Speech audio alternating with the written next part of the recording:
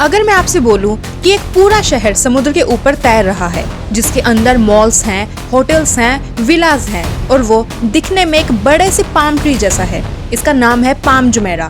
एक ऐसा engineering Marvel जहां साइंस, टेक्नोलॉजी और ह्यूमन इमेजिनेशन ने मिलके हिस्ट्री बना दी। लेकिन इतना बड़ा आइलैंड समुद्र में बना कैसे? क्या टेक्नोलॉजी यूज हुई और कैसे ये समुद्र की लहरों के सामने टिका हुआ है? नमस्कार दोस्तों, आज हम दुबई के एक ऐसे प्रोजेक्ट की साइंस को ब्रेक डाउन करने वाले हैं जो लिटरली पानी पे लिखा गया है। पाम जुमेरा दुनिया का सबसे बड़ा मैन मेड आइलैंड जो स्पेस से भी नजर आता है। ये सिर्फ एक टूरिस्ट अट्रैक्शन नहीं, ये एक केस स्टडी है कि जब आपके पास पैसा, टेक्नोलॉजी और थोड़ा सा दिमाग हो तो समुद्र के बीच भी शहर बसाया जा सकता है। आज इस वीडियो में हम बात करेंगे पाम जुमेरा के पीछे का साइंस, इंजीनियरिंग और क्रेजी टेक्नोलॉजीज के बारे में। चलिए शुरू करते हैं। सबसे पहले एक सवाल, पाम जुमेरा बनाया क्यों गया? 2000s की शुरुआत में दुबई ऑयल पे डिपेंड करता था, लेकिन शेख मोहम्मद बिन राशिद अल मखतूम ने सोचा कि फ्यूचर में ऑयल खत्म हो सकता है लेकिन टूरिज्म हमेशा चलेगा। और फिर प्लान बना, दुनिया को ऐसा कुछ दो जो कहीं और ना मिले, मैन मेड आइलैंड बनाते हैं। प्रोजेक्ट पाम जुमेरा एक पाम ट्री जैसा आइलैंड जिसमें ट्रंक यानी तना, 16 फ्रंट्स यानी ब्रांचेस और एक क्रिसेंट शेप का बैरियर यानी ब्रेक वाटर हो। सुनने में बहुत सिंपल लगता है, लेकिन प्रैक्टिकली एक पूरा समुद्र को हिला देने वाला काम था। अब समुद्र के बीच आर्टिफिशियल आइलैंड बनाने के लिए दो ऑप्शंस थे। पहला, कंक्रीट और स्टील का स्ट्रक्चर, या फिर दूसरा, नेचुरल रेत और पत्थरों का यूज करके लैंड को रिकवर करना। दुबई ने चूज किया सेकंड ऑप्शन क्योंकि उन्हें चाहिए था एक नेचुरल फील वाला आइलैंड। और यहाँ स्टार्ट हुआ दुनिया का सबसे बड़ा लैंड रिक्लेमेशन प्रोजेक्ट। इमेजिन करो, 120 मिलियन क्यूबिक मीटर्स रेत को समुद्र के अंदर डालना और 7 मिलियन टन पत्थरों से एक दीवार खड़ी करना। ये काम 2001 में स्टार्ट हुआ और ऑलमोस्ट 6 साल लगे पाम जुमेरा को खड़ा करने में। अब सोचो, अगर आप बस रेत को समुद्र में डाल दोगे तो क्या होगा? वो पानी के प्रेशर से बैठ जाएगा, अनस्टेबल हो जाएगा। इस प्रॉब्लम को सॉल्व किया गया एक टेक्निक से, विब्रो कॉम्पैक्शन। विब्रो कॉम्पैक्शन एक ऐसी टेक्निक है जिसमें सैंडी सॉइल को वाइब्रेट करके घना और मजबूत बनाया जाता है ताकि बड़े बड़े स्ट्रक्चर्स सेफली खड़े रह सके। सिंपल शब्दों में, मिट्टी को शेक करके टाइटली पैक करना ताकि वो कभी धंस ना जाए। रिजल्ट, सैंड कंक्रीट की तरह एकदम सॉलिड फाउंडेशन बन जाता है। पाम जुमेरा का पूरा स्ट्रक्चर इसी पे खड़ा है।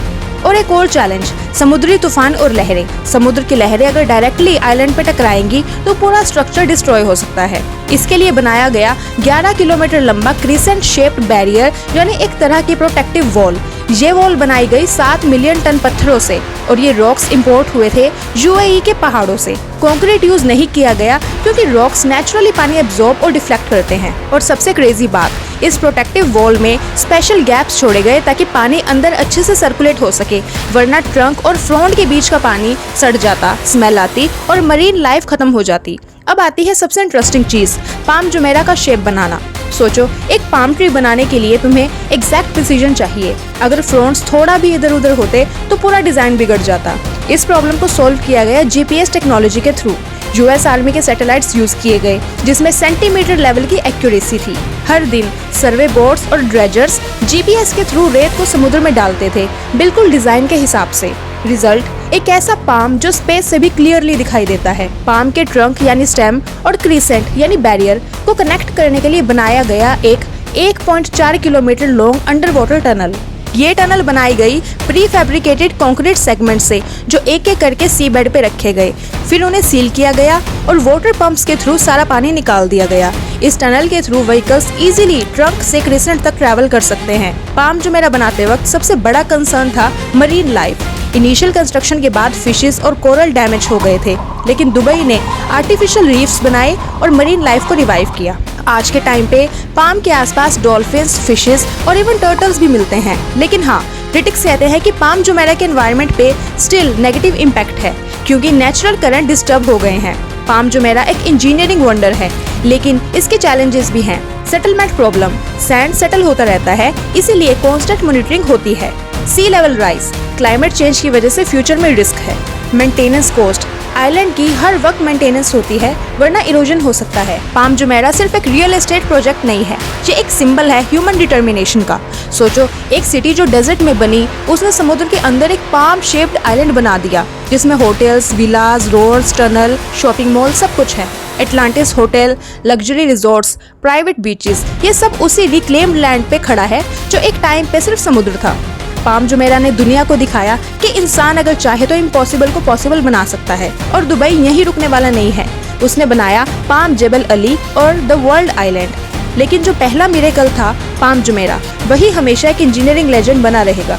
सो गाइस, अब जब भी आप पाम जुमेरा की फोटो देखो या किसी व्लॉग में उसके लग्जरी रिजॉर्ट्स देखो तो याद रखना, ये सिर्फ एक टूरिस्ट स्पॉट नहीं है, ये एक साइंटिफिक और इंजीनियरिंग की एपिक स्टोरी है।